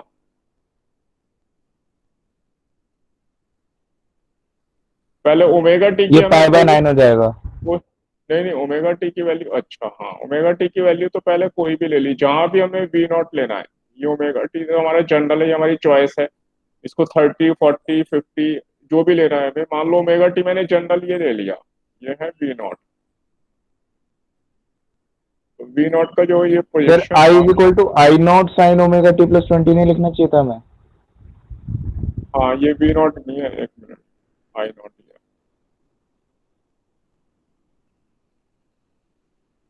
ये आई नॉट है। तो ये तो हमारा वी आ गया ओमेगा टी पर। अब आई नॉट हमें इसके हिसाब से लेना है, ओमेगा टी से कितना आगे, 20 डिग्री आगे। ओमेगा टी ये जो भी वी नॉट होगा इससे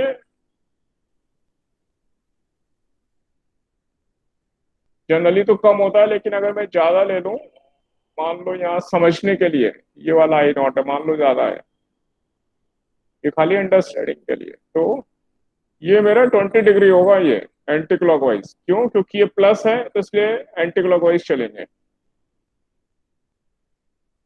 और ये साइन नॉट का जो पोजीशन आएगा ये मेरा इंस्टेंटेनियस करंट दे रहा होगा। तो साइन ओमेगा टी प्लस 20, यानी ये ऐसे भी देख सकते हैं, ये टोटल एंगल थीटा हो गया, और आई साइन थीटा यही वर्टिकल हो गया यहां से। समझ रहे हैं हम? यस सर, समझ गए। हाँ, इस पूरे को अगर हम थीटा मान लें तो हमें और भी समझ में आ गया। ये अगर थीटा मान लें तो आई नॉट साइन थीटा, यहाँ पे फिर से बना रहा हूँ, ये है हमारा आई नॉट और ये है हमारा थीटा। तो यहाँ से अगर मैं ये ट्राइंगल कंप्लीट करूँ तो ये चीज हो गई I not sine theta, yes sir. और यही हमारे यहाँ प्रोजेक्शन में आ रही है। तो हम कभी अगर कंफ्यूजन होता है इसे चेक भी कर सकते हैं, हमारा यही प्रोजेक्शन यहाँ पे आना चाहिए। सर ओमेगा टी हमेशा एक्यूट एंगल होगा ना? नहीं नहीं, अब ये बिल्कुल गलत सोच रहे हैं आप। ये तो हमने नहीं हो सकता? एग्जाम्पल के लिए, एक्यूट नहीं, 0 से लेके 360 तक सब होगा ना, ये 2 पाई तक। ओमेगा टी कुछ भी हो सकता है? हाँ, ओके सर। अभी और एग्जाम्पल लेना पड़ेगा मुझे। पहले यहाँ तक देखो, यहाँ तक तो समझ में आया सबको? आ गया सर।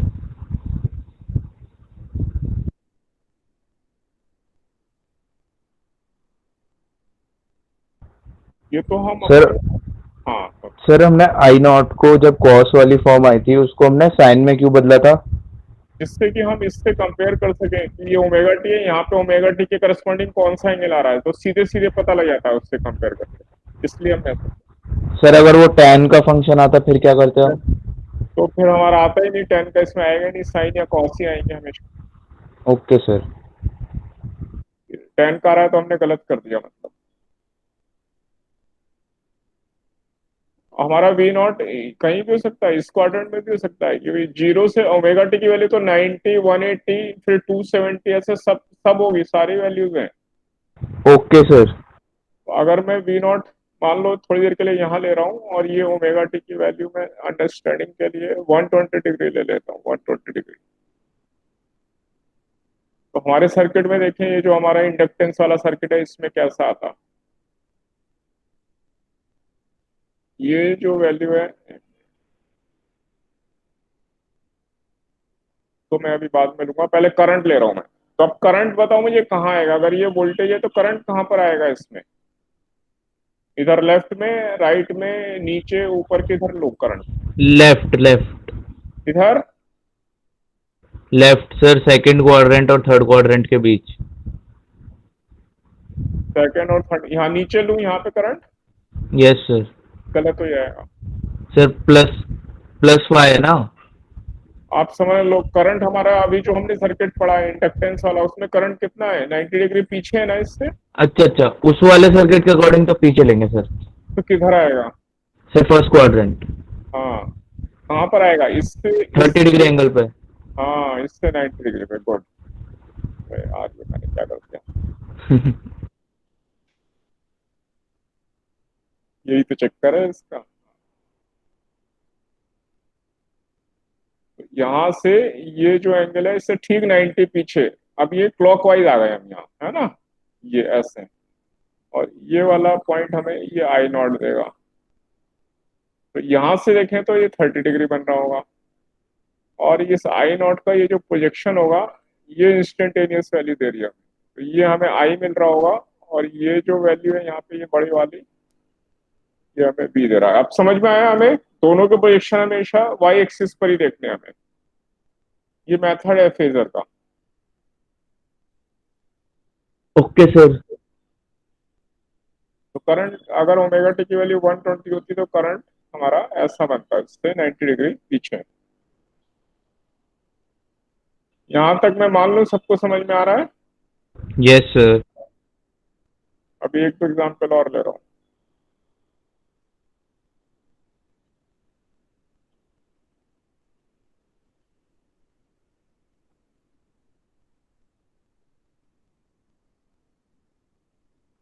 तो अब मैं इस इधर भी ले रहा हूँ, वी नॉट, क्योंकि वी नॉट हमारा कहीं भी किसी भी क्वाड्रेंट में हो सकता है, क्योंकि वो तो सारी वैल्यूज लेगा। ये है हमारा ओमेगा टी।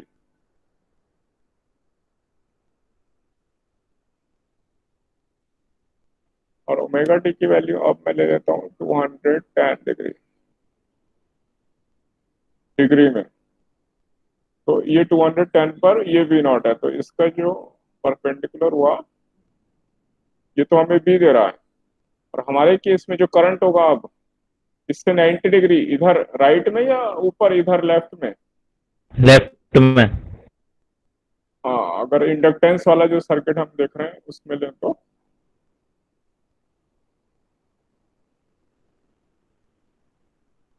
ये हमारा आई नॉट होगा, ये इंडक्टेंस वाले सर्किट के लिए, एल वाले के लिए।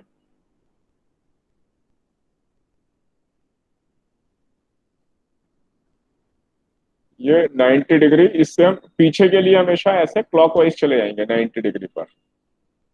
ये π/2 इधर चले गए और ये आई नॉट, और इस आई नॉट का जो प्रोजेक्शन वाई एक्सिस पर है ये हमें करंट आई दे रहा है। और वी नॉट का जो प्रोजेक्शन वाई एक्सिस पर है ओरिजिन से, ये ओ से ही मेजर करेंगे, ये हमें वी दे रहा है।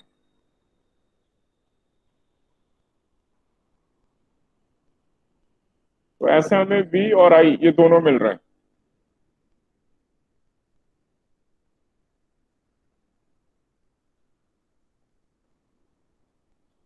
यहां तक देखो, यहां तक कोई डिफिकल्टी?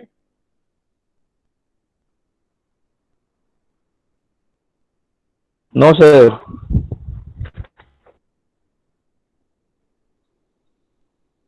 गुड। और अब मैं एक एग्जांपल फोर्थ क्वाड्रेंट का भी ले ले रहा हूँ।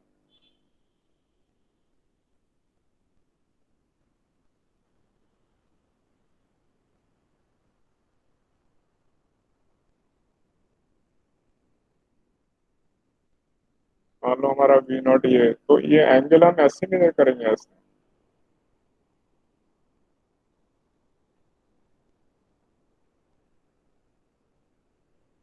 मेगा टी मैंने ले लिया मान लो 300 डिग्री।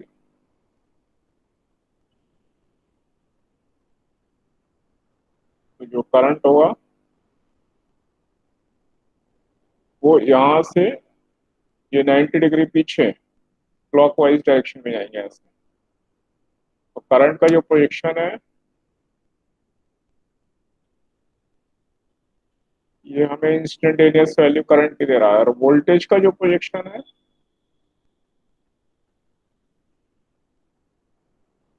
ये हमें इंस्टेंटेनियस वैल्यू वोल्टेज की दे रहा है। तो वाई एक्सिस पे ये वी देगा यहाँ तक, और यहाँ तक ये हमें करंट आई दे रहा है। तो मैं थोड़ा और ठीक कर देता हूँ।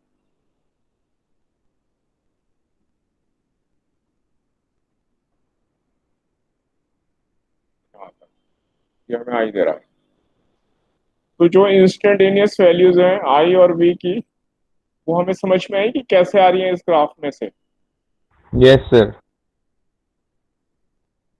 तो बताओ, आपको अब यहाँ तक जो हमने अभी तक पढ़ा है इसमें किसी को कोई डिफिकल्टी, कोई डाउट है? No sir. तो आई और बी का मैग्नीट्यूड तो किसी का भी ज्यादा हो सकता है ना? हाँ, मैग्नीट्यूड तो किसी का भी ज्यादा हो सकता है, पर जनरली ये कम होता है। पर ये तो डिपेंड करेगा कि एक्सेल की वैल्यू कितनी है। अगर एक्सेल वेरी वेरी स्मॉल हुआ, 1 से कम हुआ, तो आई बड़ा हो जाएगा ये, है ना। आई नॉट है हमारा वी नॉट अपॉन ये एक्सेल, इसका नाम है ये एल सब स्क्रिप्ट में, और इसकी वैल्यू हम यहाँ से लिखते हैं ओमेगा एल। तो जनरली जो ओमेगा की वैल्यू होती है 2 पाई एफ, एफ की वैल्यू 50 होती है, तो ये 100 पाई होता है, यानी ये अप्रोक्सीमेट 300 तो इसकी वैल्यू होती है। और एल, अब एल के ऊपर है, एल हमारा कितना हेनरी है, तो ये अगर 10 हेनरी पे लिया हमने तो भी ये काफी लार्ज वैल्यू आती है, इसलिए आई जनरली वोल्टेज से कम होगा। लेकिन अगर एक्सेल की वैल्यू कुल मिला के हम 1 से कम कर दें तो करंट तभी इससे ज्यादा होगा। तो ये बताओ, आपको ये बात समझ में आई आप लोगों को? Yes sir. हाँ। तो आज मैं यही वाइंड अप करूंगा। तो पहले बता दो यहाँ तक किसी को कोई और डिफिकल्टी है?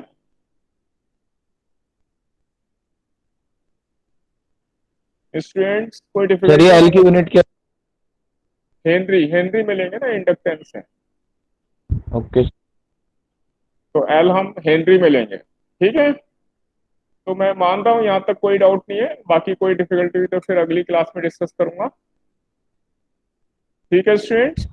Okay sir. मैं यहाँ वाइंड अप कर रहा हूँ आपकी क्लास।